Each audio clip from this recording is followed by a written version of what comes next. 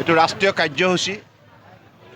আপোনালোক সকলোৱে জানে বিৰছা মুণ্ডা, ভগৱান বিৰছা মুণ্ডা তেখেতৰ 150 বছৰীয়া জন্ম জয়ন্তী উপলক্ষে এই ৰাষ্ট্ৰীয় জনজাতি গৌৰৱ দিৱস সমগ্ৰ ভাৰতবৰ্ষতে উদযাপন কৰা হৈছে।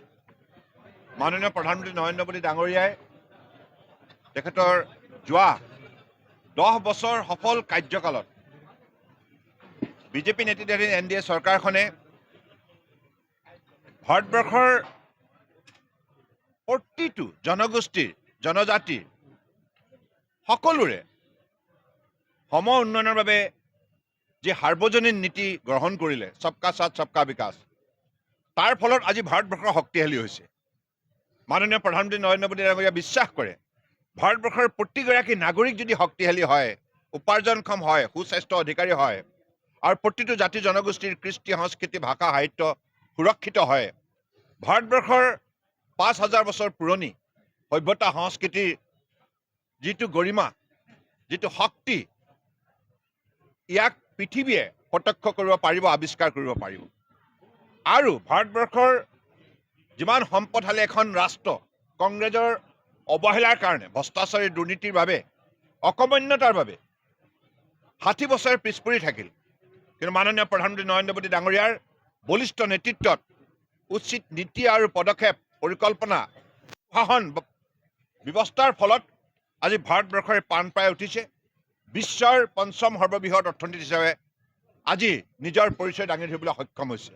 ইয়াৰ প্ৰধান কাৰণ যোৱা 10 বছৰে সকলো জাতি জনগোষ্ঠীক আগবাঢ়ি অহাৰ বাবে যিখিনি সুবিধা প্ৰদান কৰিছে, অন্যান্যসকলৰ লগতে ভাৰতবৰ্ষৰ বুকুত বসবাস কৰা প্ৰায় 12 কোটি জাতি আমাৰ জনগোষ্ঠীৰ যিবিলাক বিশেষকৈ জনজাতীয় সম্প্ৰদায়ে 12 কোটি লোকক শিক্ষা, সংস্কৃতি, ক্ৰীড়া, স্বাস্থ্য, বিজ্ঞান, দক্ষতা বিকাশ আৰু সামাজিক নিৰাপত্তা সকলো ক্ষেত্ৰতে, অৰ্থনৈতিক উন্নয়নৰ সকলো ক্ষেত্ৰতে বিভিন্ন আঁচনি তেখেতে ৰূপায়ণ কৰি আজি শক্তিশালী কৰি তুলিছে।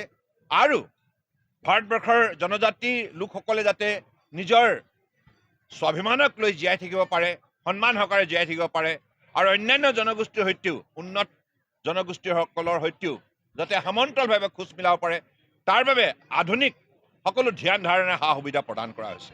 গতিকে সেই স্বাভিমানৰ আজি প্ৰতীক ভগৱান বিৰছা মুণ্ডা জনজাতিসকলৰ গোটেই ভাৰতবৰ্ষৰ স্বাধীনতা সংগ্ৰামত অন্যতম উদ্যোক্তা হিচাপে আৰু তেখেতৰ মহান ত্যাগে ভাৰতবৰ্ষৰ প্ৰতিগৰাকী সংগ্ৰামী ব্যক্তিক উদ্বুদ্ধ কৰিলে, গোটেই ভাৰতীয় সমাজখনক ৰাষ্ট্ৰীয় ভাৱনা শক্তিৰে ঐক্যবদ্ধ কৰিলে। গতিকে সেইগৰাকী মহান ভগৱান বিৰছা মুণ্ডাৰ শ্ৰীচৰণত মই গভীৰ শ্ৰদ্ধাঞ্জলি জ্ঞাপন কৰিছোঁ আৰু মাননীয় প্ৰধানমন্ত্ৰী নৰেন্দ্ৰ মোদী ডাঙৰীয়াক বিশেষভাৱে ধন্যবাদ জনাইছোঁ। সমগ্ৰ ভাৰতবৰ্ষৰ প্ৰায় 500টা স্থানৰ লগতে প্ৰায় 500টা স্থানত আজি এই কাৰ্যসূচী ৰূপায়ণ কৰা হৈছে, কন্যাকুমাৰীৰ পৰা কাশ্মীৰলৈকে, গুজৰাটৰ পৰা অৰুণাচল প্ৰদেশলৈকে। তাৰ ভিতৰত অসমৰ আজি এই চাবুৱাত স্থানীয় ৰাইজৰ সহযোগত আজি এই কাৰ্যসূচী সফল ৰূপ দিয়া হ'ল আৰু আপোনালোকৰ ইয়াত অৱদান আছে। সাংবাদিক বন্ধুসকলকো মই ধন্যবাদ জনাইছোঁ। আৰু নিশ্চিতভাৱে আমি অসমৰ বুকুত থকা সকলো জাতি জনগোষ্ঠী, সি ST, SC, OBC, MOBC সকলোৱে যিমান সংখ্যক আছে সকলোৱে ঐক্যবদ্ধভাৱে সমান্তৰালভাৱে আমি উন্নয়নৰ ক্ষেত্ৰত আগুৱাই যাব লাগিব আৰু সকলোৱে মৰ্যাদা অক্ষুণ্ণ ৰাখি সকলোকে সমান্তৰালভাৱে ভাৰতবৰ্ষক বিশ্বৰ অন্যতম শক্তিশালী উন্নত ৰাষ্ট্ৰ হিচাপে গঢ়ি তোলাৰ ক্ষেত্ৰত আগুৱাই নিব লাগিব।